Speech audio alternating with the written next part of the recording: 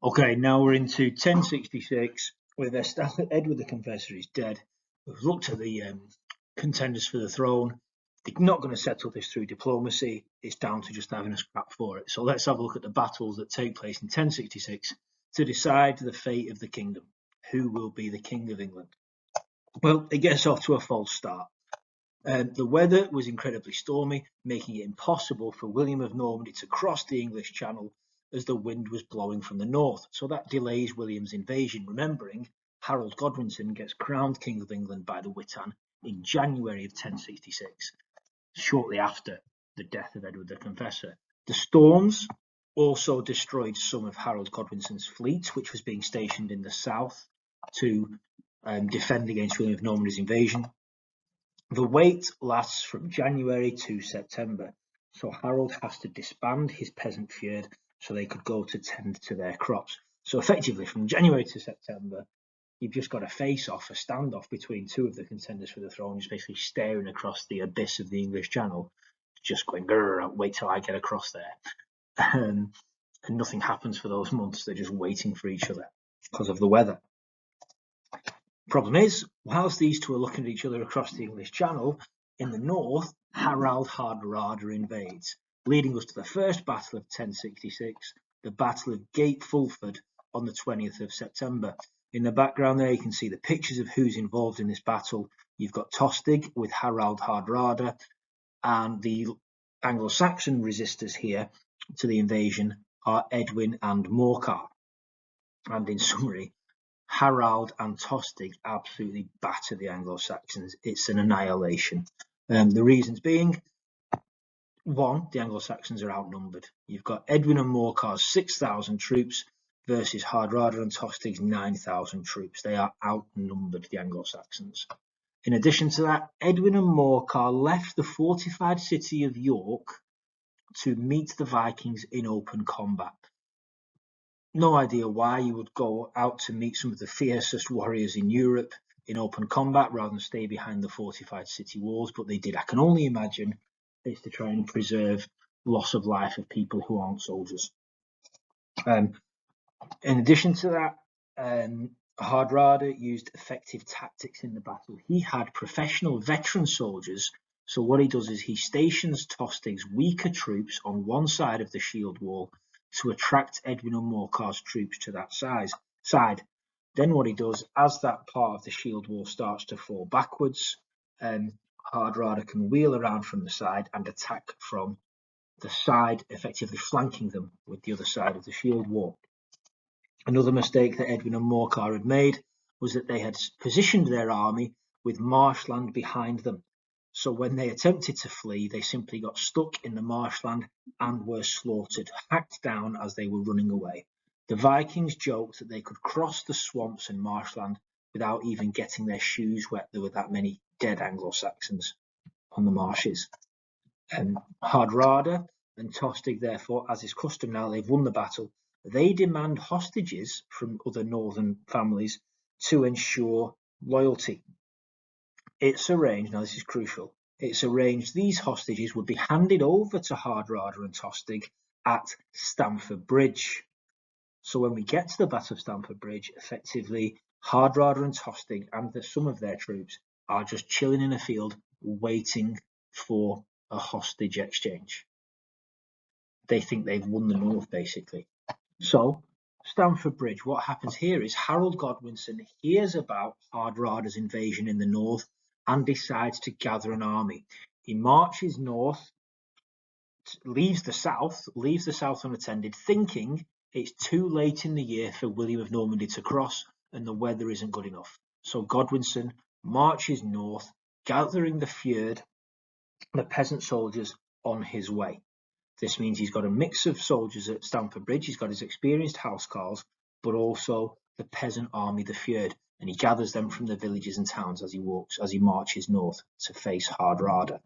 So, the Battle of Stamford Bridge, you've got Hardrada and Tostig versus Harold Godwinson. And Harold Godwinson wins the Battle of Stamford Bridge.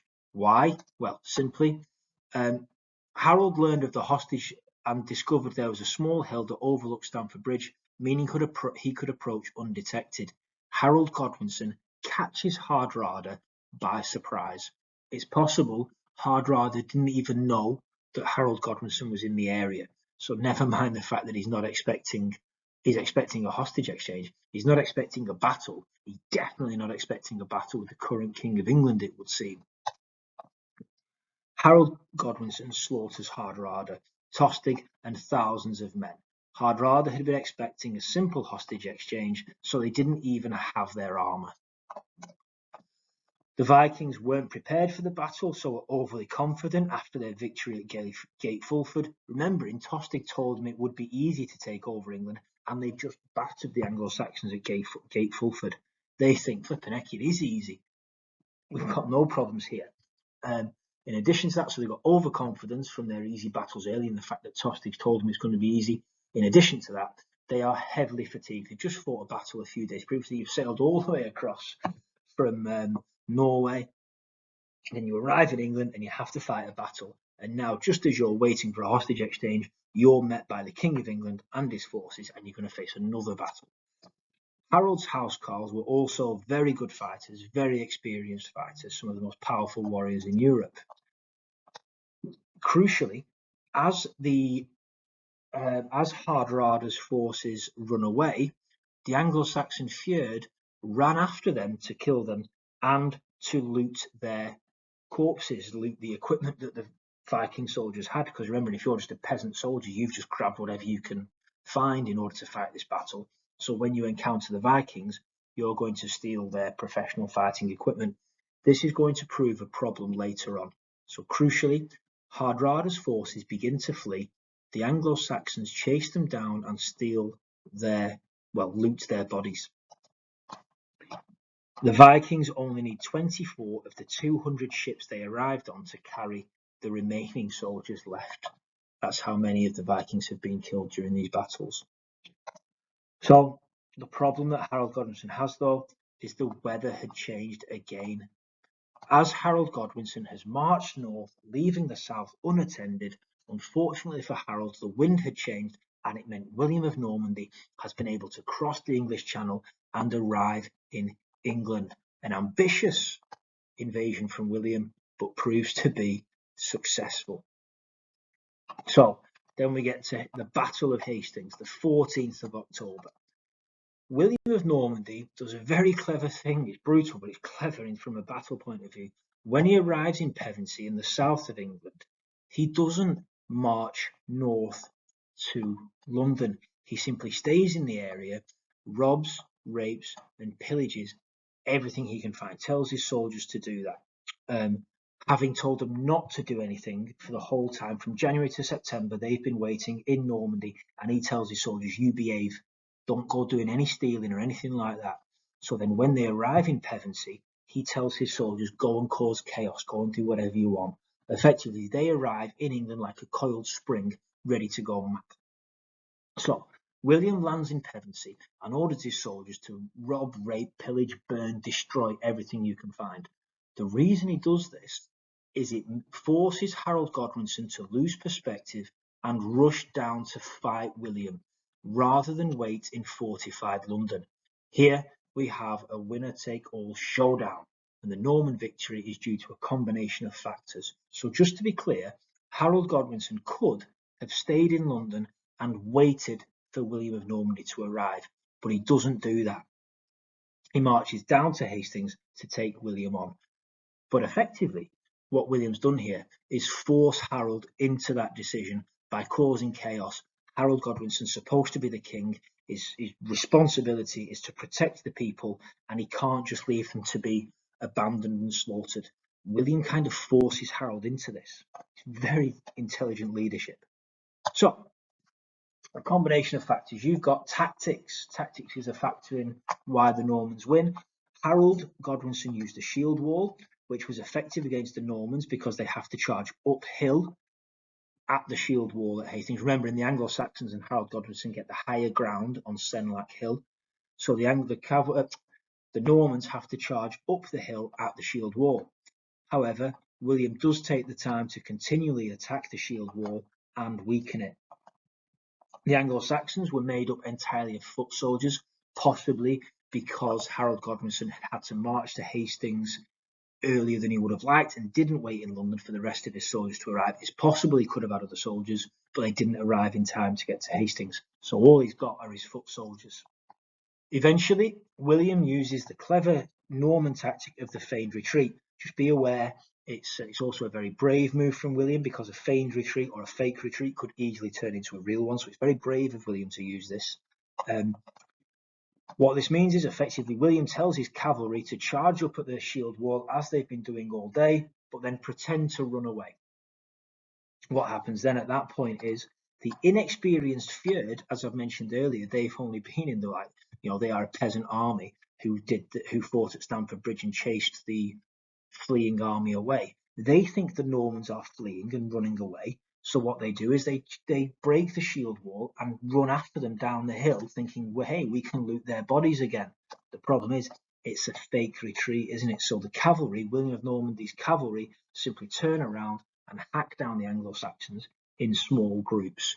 It's effectively down to the clever tactics of William, but also the ill discipline and inexperience of the Fyrd, the inexperienced soldiers of Harold Godwinson. Another factor in the Norman victory is leadership. Waiting showed strong tactical leadership from William, as did the plundering that occurred in Pevensey Bay. When we talk about the leadership, we're kind of talking about things which happened before the battle. So the fact that he doesn't just charge to doesn't charge to London, is very strong leadership. William also brought his own horses called destriers. He even had to build special ships to transport these horses across. Remembering what you would usually do would be to just find horses near the battlefield once you've invaded and use those horses. He specifically brings his specially trained horses called destriers. This suggests William had his tactics for had his plan for the battle thought out early on, and therefore made allowances for it in his preparation. So he brings his own horses called destriers, and also brings a prefabricated castle, effectively like an IKEA flatback castle, which he can quickly build as soon as he lands in England. At a crucial moment in the battle, many thought that William of Normandy had been killed, but he removed his helmet and rallied his troops by reminding them that God was on his side, or on their side. He says, we can't lose this, lads. We've got God on our side. This improves the morale of his soldiers and rejuvenates his forces during the battle. He also has the papal banner, doesn't he? Harold had called out his army too early and had previously been forced to disband them. Remembering the wait for this battle goes from January to October, or to September when he has to leave. So Harold had called his army out too early and was forced to disband them, and then he had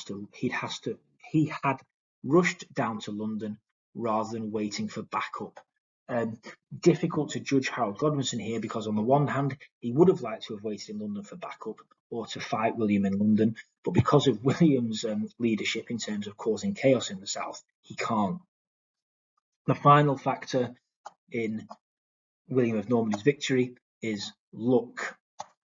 William was lucky that his fleet didn't get destroyed while crossing the English Channel, and that Harold was weakened by marching north for Hardrada's invasion. It's very lucky for William that the Hardrada's invasion happens when it did. The fact that Harold Godwinson has to march north to deal with Hardrada weakens his forces. Godwinson loses a lot of his best housecarls at the Battle of Stamford Bridge, which means by the time he arrives at Hastings, he doesn't have as many of his experienced soldiers, and he's got more Fyrd. So Harold was weakened by marching north for Hardrada's invasion and then south again. William also gets lucky that the Fyrd was undisciplined and fell for the feigned retreat. Very easily could have not fallen for this. You also get the idea of divine intervention. It's lucky that an arrow, if true, an arrow goes into Harold Godwinson's eye. In the chaos of this battle, a rogue arrow happens to get Harold Godwinson in the eye. Now that's lucky, isn't it? Or perhaps it was God punishing Harold for breaking the oath. So a quick rundown on the fighters involved, or rather the experienced fighters. Obviously, you've got other fighters involved. You've got Harold's Fyrd, and you've got William's archers and foot soldiers. But here are the A couple of the other soldiers we've got Williams Knights, specially trained and therefore desensitized to combat. This is talking about the horses as well. Remembering horses can get a bit skittish and jumpy. These are specially trained horses, desensitized, accustomed to fighting, and are fully used to it. Same for his knights. William's knights carried a gonfanon to signal instructions, staying organised on the battlefield. They also had a kite-shaped shield to protect their legs, obviously because they're on horses. The part of them that is exposed to swords is their legs.